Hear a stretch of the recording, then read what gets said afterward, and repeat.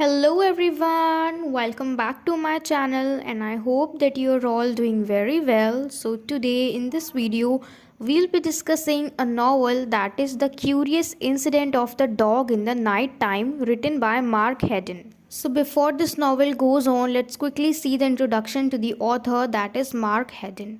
तो mark Hayden is a British novelist, writer and Illustrator. ठीक है, तो ये नॉवलिस्ट हैं, राइटर भी हैं और इलस्ट्रेटर भी हैं, यानी ड्राइंग्स होती है ना वो भी बनाते हैं। And he is best known for the curious incident of the dog in the night time.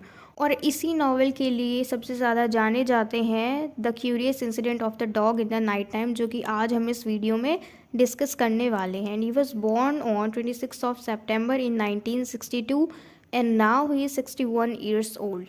So it's the little introduction to the author. अब हम चलते हैं सारे कैरेक्टर्स को देख लेते हैं। तो सबसे पहला और मेन कैरेक्टर है हमारा क्रिस्टोफर बून, जो कि एक 15 ईयर ओल्ड बॉय है। उसके बाद है टॉबी, जो कि इसका पेट है रैट। उसके बाद है वेलिंगटन, जो कि एक डॉग का नाम है और उसी डॉग के ऊपर ये पूरी नॉवल, मिस्ट्री नॉवल लिखी गई है। उसके बाद है मिस्टर एड बून, जो कि क्रिस्टोफर के फादर हैं। उसके बाद है मिसेस जूडी बून, जो कि क्रिस्टोफर की मदर हैं। उसके बाद है मिस्टर शेयर्स, मिसेस शेयर्स और अलेक्जेंडर, ये तीनों ही इसके पड़ोसी हैं।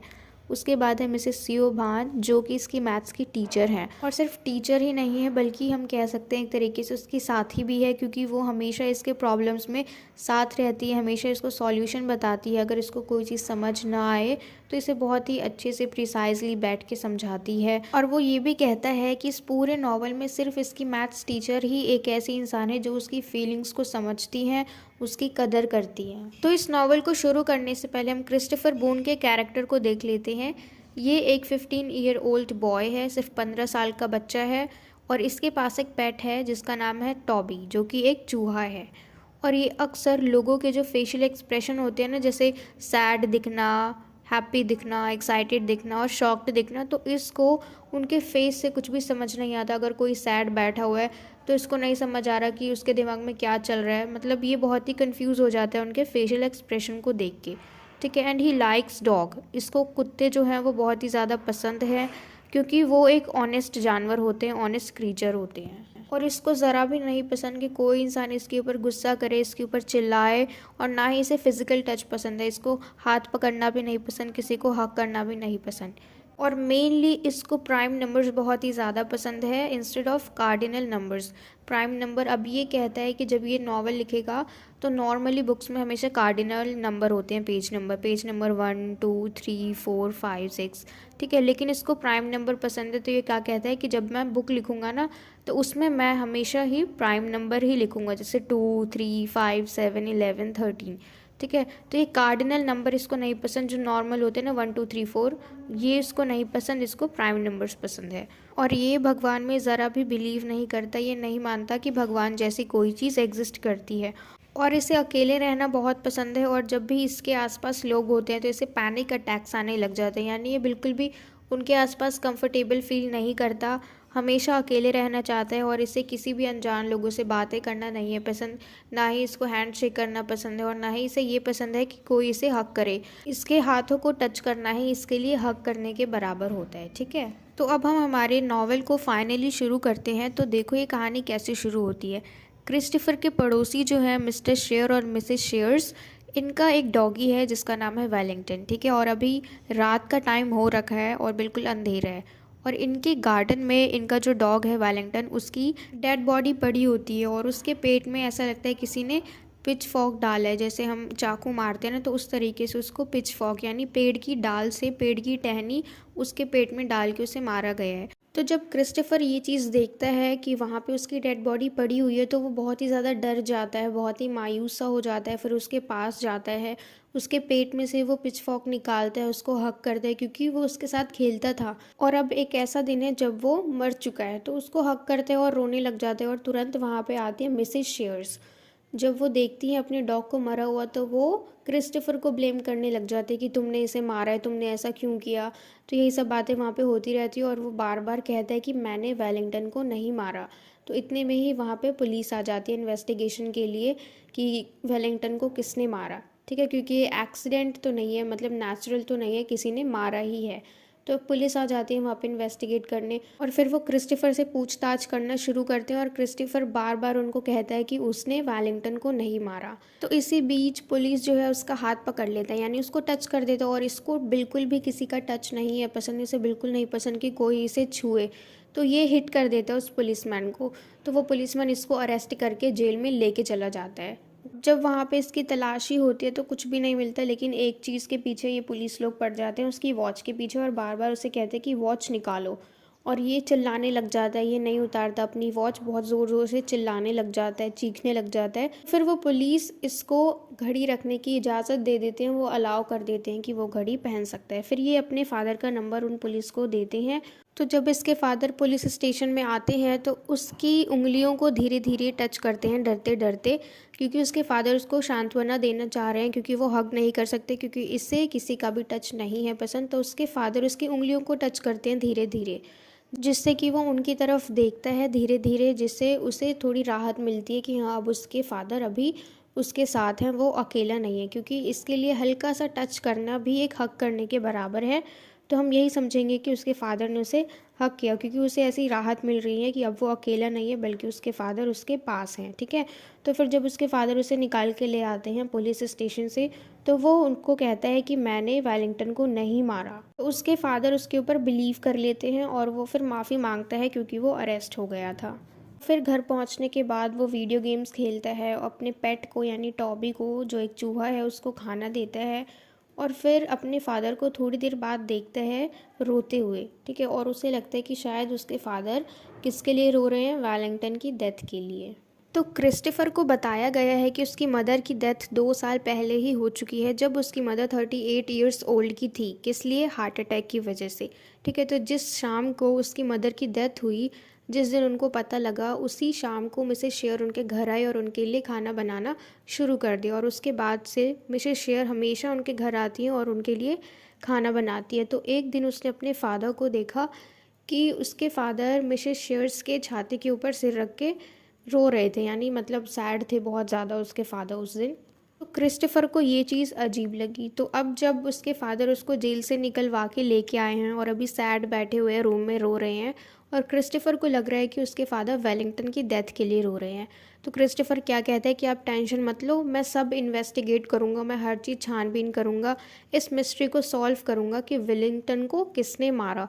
और तभी उसके फादर बहुत ज़्यादा गुस्सा हो जाते हैं और उसको बोलते हैं कि तुम इस चीज़ से दूर रहो, तुम दूसरों के काम से दूर रहो।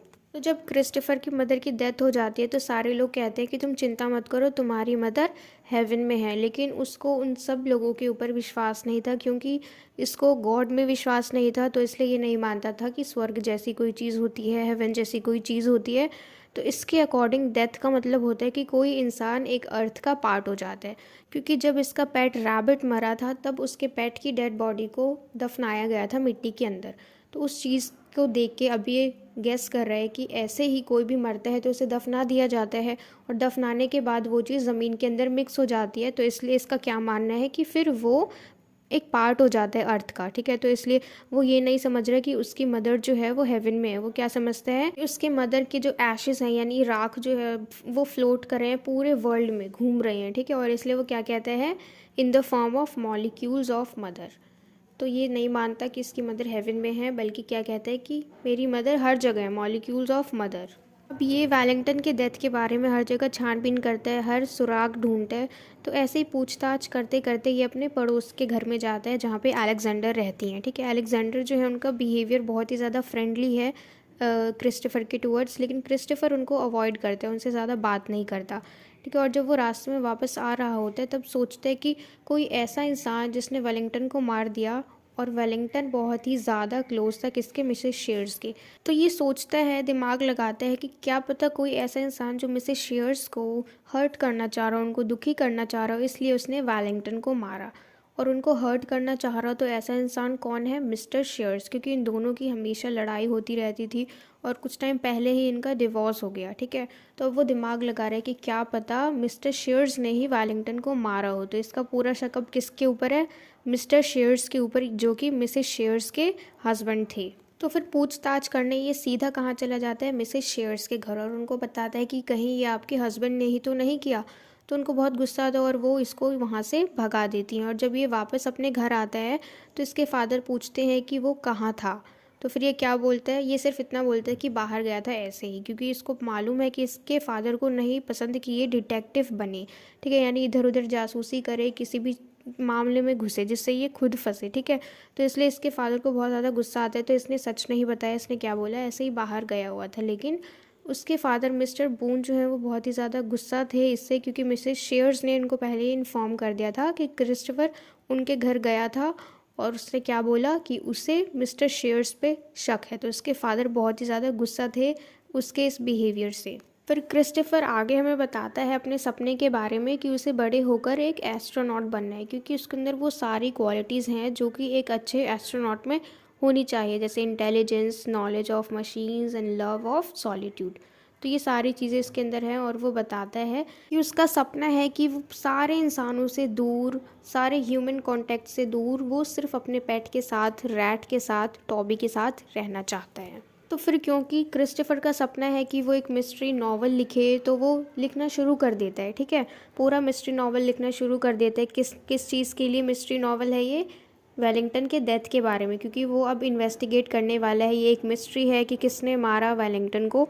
तो ये नावल अब ये लिखता है और सीओ भान अपनी मैथ्स टीचर को दिखाता है और वो अनहैप्पी है, क्योंकि उसे लग रहा है कि ये नावल बहुत ही ज़्यादा शॉर्ट है और इसकी कोई प्रॉपर एंडिंग नहीं है, ठीक है। तो वो सोचता है, क्योंकि जो मर्डरर है वो अभी भी बहुत बड़ी बात है, क्योंकि वो चीज़ अभी भी पता नहीं लग पाई उसके लिखे हुए नावल में कि मर्डरर कौन है, कि किसने वेलिंगटन को मारा है। तो सीओ भान जो है वो उसको फिर से दिलासा देती है और कहती है कि killers are not caught and that his novel is good, कि बहुत सारे मिस्टीरियस नावल में किलर्स जो हैं वो बहुत आसानी से पकड़े नहीं जाते हैं, इसलिए तुम्हारा जो नावल तुमने लिखा है ये अच्छा है, भले ही ये छोटा सा है। और फिर क्रिस्टोफर जो है वो सीओ भान को बताता है कि उसे मिस्टर शेयर्स पे शक है कि उसी ने वेलिंगटन को मारा है, लेकिन उसके फादर ने मना किया है उसे ये बात किसी को भी बताने के लिए। तो फिर मिसेस सीओ भान उसे समझाती हैं कि उसके फादर जो हैं शायद उनके प्रति उनका थोड़ा स्नेह है, क्योंकि मिसेस शेयर उनकी फ्रेंड है, उनकी अच्छी दोस्त हैं, तो इसलिए वो मना कर रहे हैं क्रिस्टोफर को ये सब बताने से कि उसे मिस्टर शेयर्स पे शक है, ठीक है। क्योंकि अगर मान लो अगर मिस्टर शेयर ने ऐसा किया भी होगा तो फिर ऐसे में उनकी बदनामी होगी, और इस बदनामी को बचाने के लिए उसके फादर ने उसे मना किया कि दोबारा अब मिस्टर शेयर्स का नाम ना ले। और ऐसा क्यों कहा, ताकि मिसेस शेयर की जो रिपूटेशन है वो ख़राब ना हो, क्योंकि मिसेस शेयर और मिस्टर बून यानी क्रिस्टोफर के फादर ये दोनों फ्रेंड्स हैं। तो ये सारी बातें क्रिस्टोफर को समझ नहीं आती है उस टाइम पे। तो क्रिस्टोफर जो है ये एक बहुत ही अच्छा स्टूडेंट है, बहुत ही अच्छा है पढ़ने में, और स्पेशली इन मैथ सब्जेक्ट। तो अब जल्दी ही ये मैथमेटिक्स का ए लेवल का एग्ज़ाम देने वाला है, ए लेवल यानी एडवांस्ड लेवल का एग्ज़ाम देने वाला है। क्रिस्टोफर जो है ना, इसने एक आइडिया बनाया हुआ है कि अगर ये रोड पे एक साथ 4 कारों को लाइन में देखेगा इकट्ठे, 4 रेड कार्स को लाइन में देखेगा, इसका मतलब है कि इसका आज का दिन बहुत ही ज़्यादा अच्छा जाने वाला है।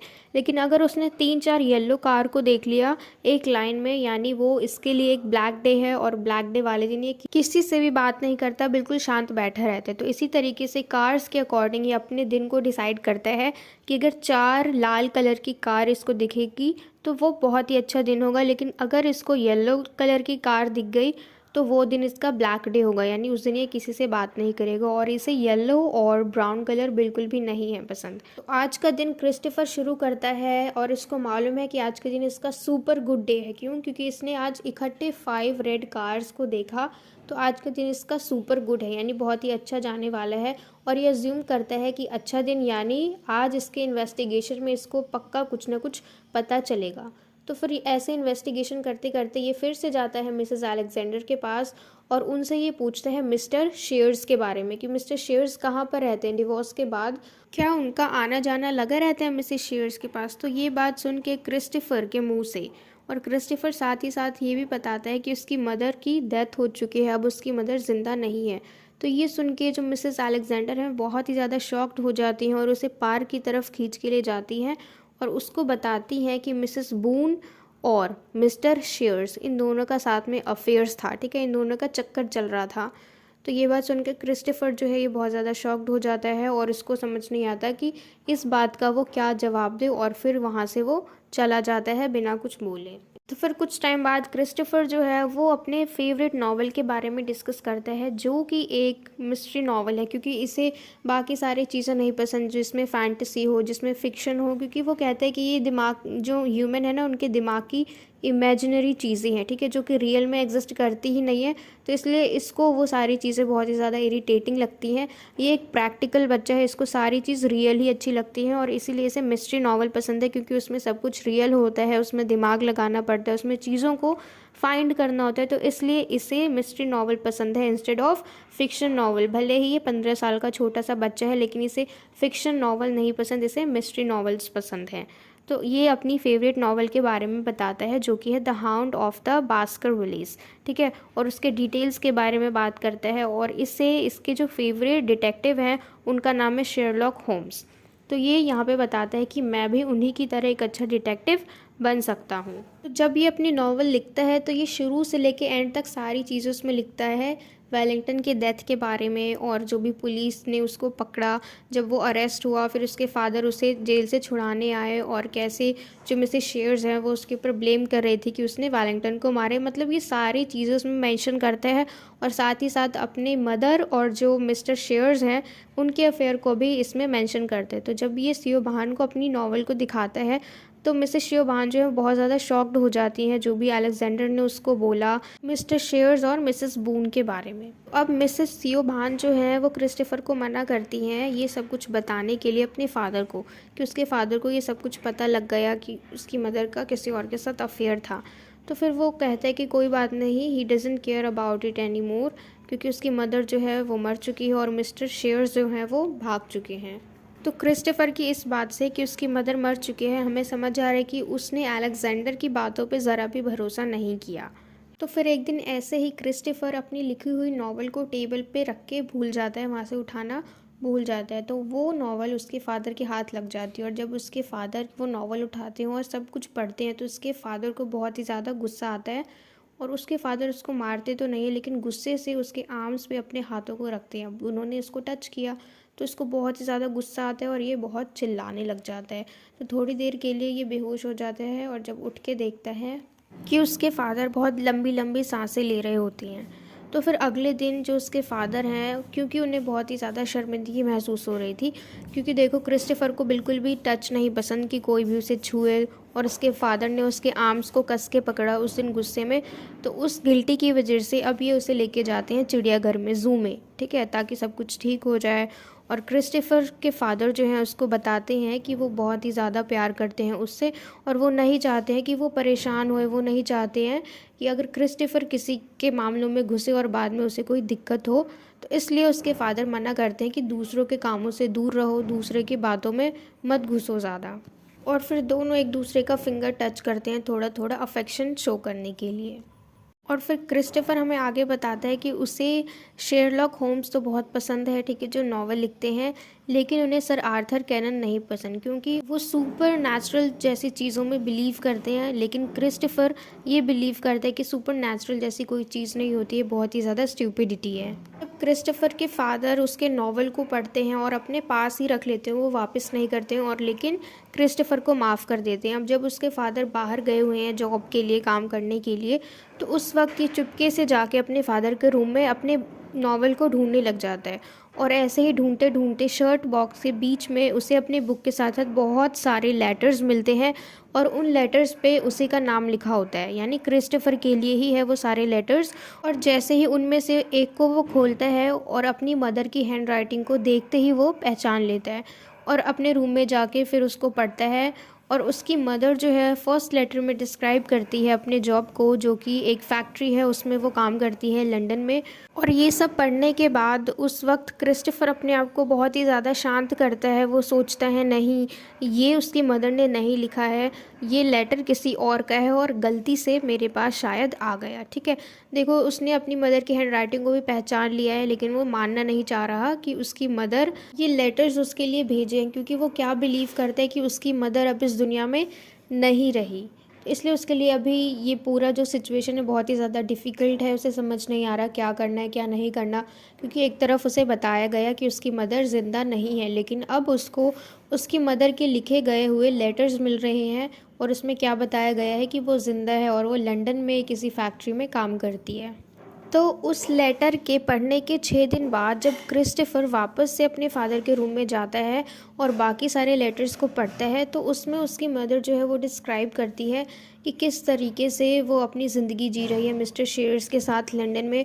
और वो लिखती है अपनी ज़िंदगी के बारे में, और उस लेटर में वो एक्सप्लेन करती है कि उन्होंने क्रिस्टोफर को वहाँ छोड़ दिया और उसे कई सारी बातों के बारे में याद दिलाती है कि कैसे तुम पब्लिक में इतने सारे लोगों को देख के पैनिक हो जाते थे और इतना डर जाते थे और किसी को भी अपने पास नहीं आने देते थे, किसी को भी छूने नहीं देते थे। और मैं भी कितना डिफ़िकल्टली तुमसे बात करती थी, तुम मुझे भी अपने पास नहीं आने देते थे। तो ये सारी बातें वो अपने लेटर में लिख के क्रिस्टोफर को बताती हैं, और साथ में वो ये भी बताती हैं कि ऐसा अक्सर उनके साथ होता था कि वो हमेशा अकेला फ़ील करती थी, कोई उनके पास नहीं होता था बात करने के लिए, और ऐसे अकेले टाइम में उनको कौन सुनता था? Mister share. और क्योंकि मिस्टर शेयर जो थे वो भी एक लवलेस मैरिज में बंधे हुए थे और इन दोनों की दोस्ती बहुत अच्छी हो गई थी, तो फिर इन्होंने डिसाइड किया कि ये दोनों साथ में रहेंगे कहीं दूर जाके। अब ये दोनों लंदन में बहुत ही अच्छे से रहते हैं, प्यार से रहते हैं, विदाउट एनी प्रॉब्लम। इन सारे लेटर्स को पढ़ने के बाद अब क्रिस्टोफर बिल्कुल श्योर हो चुका है कि उसकी मदर जो है वो ज़िंदा है और कहाँ पे है? लंदन में है। लेकिन ये सब पढ़ने के बाद उसको बहुत ही अजीब सा फ़ील होता है, बहुत ही ज़्यादा घबराहट होती है, डर सा लगता है। वो बहुत ही ज़्यादा उल्टी करने लग जाता है, मतलब उसकी तबीयत बहुत ख़राब हो जाती है जब उसको ये बात पता लगती है कि उसकी मदर ज़िंदा है, क्योंकि उसकी मदर ज़िंदा है और उस छोटे से बच्चे को क्या कहा गया कि उसकी मदर 2 साल पहले ही मर चुकी है हार्ट अटैक की वजह से। तो जब वो बेहोश होके पड़ा हुआ होता है और उसको उल्टी होती है, मतलब अब वो बेहोश हो चुका है एकदम से, और जब उसके फादर वापस आते हैं तो उसको इस हालत में देखते हैं कि उसके हाथ में लेटर्स हैं और आसपास कई सारे लेटर्स गिरे हुए हैं, वो भी बेहोश पड़ा हुआ है। तो उस वक्त उसके फादर उसे जगा के उससे बहुत माफ़ी मांगते हैं, उसे कहते हैं कि मुझे माफ़ कर दो, मतलब उसको बहुत मनाने की कोशिश करते हैं। लेकिन क्रिस्टोफर जो है अभी वो अनरिस्पॉन्सिव है, वो अभी कुछ बोल नहीं पा रहा। क्यों? क्योंकि उसकी हालत अभी ऐसी हो रखी है, इसलिए। अब फिर कुछ देर बाद जो मिस्टर बून है वो क्रिस्टोफर को नहलाते हैं, उसको तैयार करते हैं और उसके लिए डिनर बनाते हैं, लेकिन क्रिस्टोफर खाना नहीं खाता। और फिर उसके फादर बहुत ही ज़्यादा व्याकुल हो रखे हैं और वो बहुत ही ज़्यादा ट्राई कर रहे हैं उसको बताने की कि उसके फादर ने उससे झूठ क्यों बोला, उन्होंने ऐसा क्यों किया। और ये सब बताते बताते वो एडमिट करते हैं उस वक्त कि उन्होंने ही वेलिंगटन को मारा है। तो अब हमें जो मर्डरर है वो मिल चुका है। वो कौन है? मिस्टर बून, यानी क्रिस्टोफर के खुद के फादर। और इतने दिनों से क्रिस्टोफर इस मिस्ट्री को सॉल्व करने में लगा हुआ था कि मर्डरर कौन है। ठीक है, और इसका रीज़न अब इसके फादर क्या बताते हैं, क्योंकि मिसेस शेयर जो है वो इनसे डिस्टेंस बनाने लगी थी, वो दूरियां बनाने लगी थी, वो अपने पास नहीं आने दे रही थी इनको। तो इसी वजह से गुस्से में आके उन्होंने क्या किया, उन्होंने वेलिंगटन को मार दिया। यही सब बातें करते करते जब उसके फादर उसके पास जाते हैं, उसको छूने की कोशिश करते हैं, तो क्रिस्टोफर बहुत ही ज़ोर से चीखने लग जाता है, चिल्लाने लग जाता है, क्योंकि अब उसे डर लग रहा है अपने फादर से। क्योंकि उसके फादर एक तरीके से वो सोच रहे हैं कि खूनी है, क्योंकि अगर उन्होंने मासूम से जानवर को मार दिया, वेलिंगटन को मार दिया, तो अब वो सोच रहे हैं कि कहीं उसके फादर उसको भी ना मार दे। ठीक है, तो इसलिए अब वो प्लानिंग करता है अपने घर से भाग जाने की। और अब वो अपने फादर का इंतज़ार कर रहे हैं कि कब उसके फादर सो जाएं। और अब जब उसके फादर सो जाते हैं तो वो पूरी रात गार्डन में छुप के बैठा हुआ है, किसके साथ? अपने रैट टॉबी के साथ, उसका पेट जो है उसके साथ।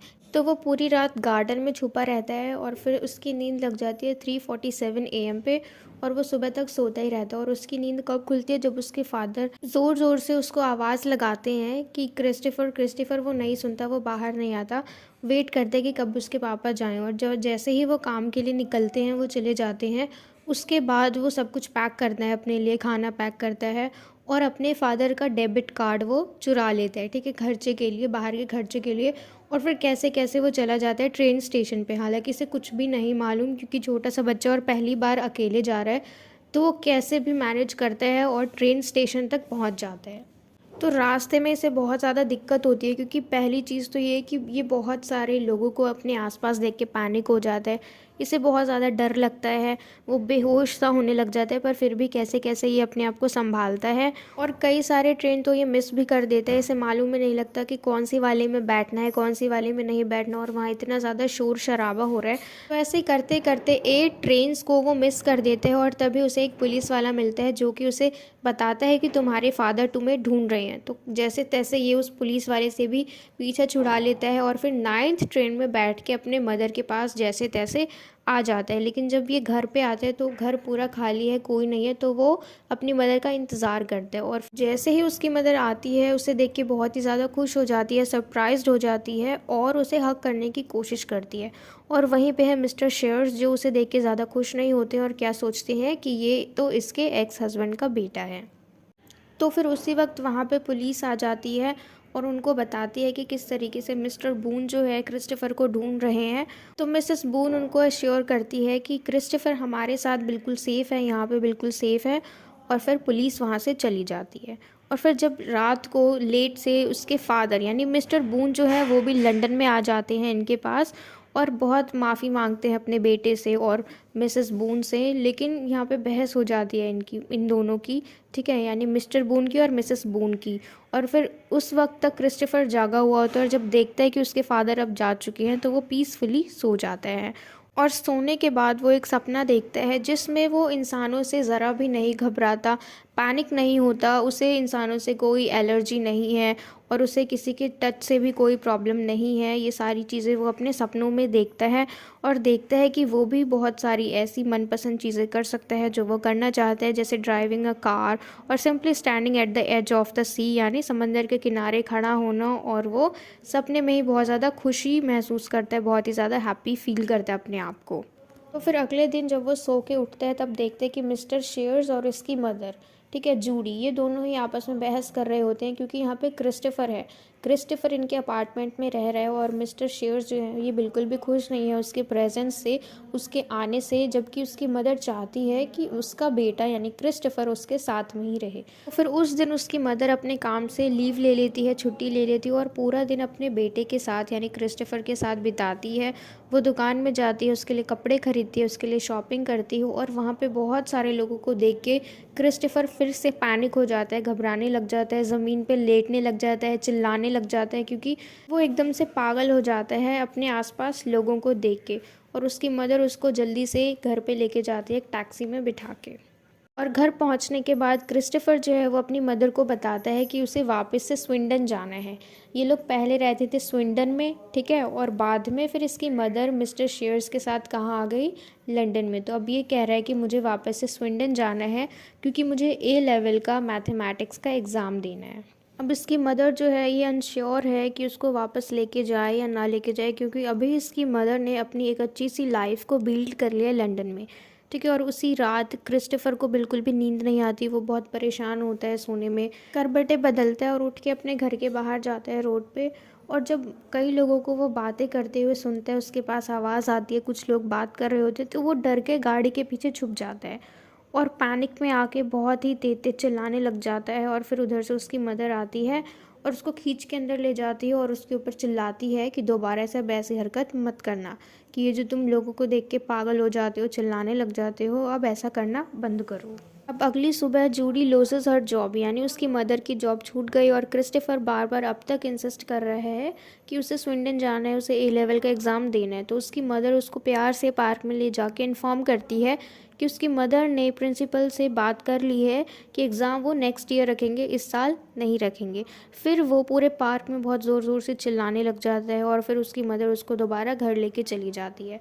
फिर अगले दिन मिस्टर शेयर्स जो हैं वो उनके घर पे पी के आते हैं, तमाशा करते हैं, और क्रिस्टोफर के साथ बदतमीज़ी करते हैं, और जूडी उन्हें अपने घर से निकाल देती है, उन्हें भगा देती है। फिर अगले दिन जूडी डिसाइड करती है कि वो अपने बेटे के साथ स्विंडन वापस चली जाएगी मिस्टर शेयर्स की गाड़ी में। और स्विंडन जाने के बाद ये लोग अपने उसी घर में जाते हैं, यानी मिस्टर बून के घर में जाते हैं, वहीं रहते हैं, क्योंकि कुछ दिनों के लिए मिस्टर बून जो है वो अपने किसी फ्रेंड के घर पे गए हुए हैं। तो अब मिसेस सियोभान के हेल्प से क्रिस्टोफर के लिए ये लोग बात करते हैं स्कूल में, और इसका ए लेवल का एग्ज़ाम रखवाते हैं। तो सबसे पहले जब ये एग्ज़ाम देने जाते हैं तो पहले तो ये बहुत ही ज़्यादा परेशान हो जाता है क्वेश्चंस को देख के, और फिर धीरे धीरे जब उसे सब समझ आता है क्वेश्चंस में तो फिर आसानी से वो उनके आंसर्स लिख देता है। क्रिस्टोफर जो है, अब ये लोग शिफ्ट हो जाते हैं, क्रिस्टोफर और इसकी मदर शिफ्ट हो जाते हैं एक छोटे से फ्लैट में। लेकिन यहाँ पे इसको आफ्टरनून अपने फादर के साथ ही गुजारना पड़ता है क्योंकि इसकी मदर जो है अब ये एक गार्डन सेंटर में काम करती हैं। तो जब तक ये अपने फादर के साथ रहता है आफ्टरनून में कुछ देर, तो इसके फादर बहुत ही ज़्यादा ट्राई करते हैं इसके ट्रस्ट को वापस से जीतने की, इसका विश्वास दोबारा से जीतने की। तो मिस्टर बून जो है उनकी भी हिम्मत नहीं हो रही है कि वो उसके पास एकदम से जाके बात करने लग जाए। तो शुरू में वो क्या करते हैं, सिर्फ 5 मिनट का टाइम रखते हैं कि अब से ये सिर्फ 5 मिनट ही अच्छे से बैठ के बात करेंगे क्रिस्टोफर के साथ। और क्रिस्टोफर को कहते हैं कि तुम सिर्फ मुझसे 5 मिनट के लिए बात करो। 5 मिनट क्यों? क्योंकि क्रिस्टोफर बहुत ही ज़्यादा डरा हुआ है अभी अपने फादर से, तो धीरे धीरे करके ही वो बात करेगा।